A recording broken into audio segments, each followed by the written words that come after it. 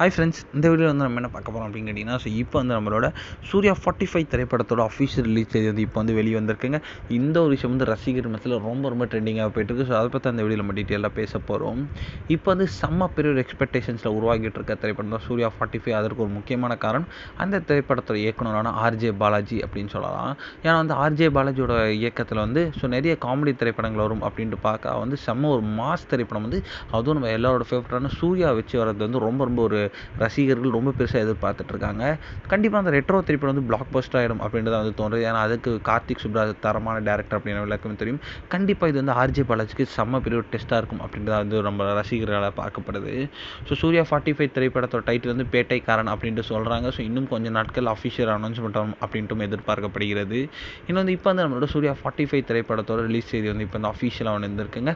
அதாவது வருகிற தீபாவளி அன்றைக்கி தான் வந்து தீபாவளி 2025 தான் வந்து அவங்க வந்து லாக் பண்ணியிருக்காங்களாம். ஸோ இந்த ஒரு தீபாவளி வந்து கண்டிப்பாக வந்து சூர்யாவுக்கு தான் சொந்தம் அப்படின்றத வந்து எதிர்பார்க்கப்படுகிறது.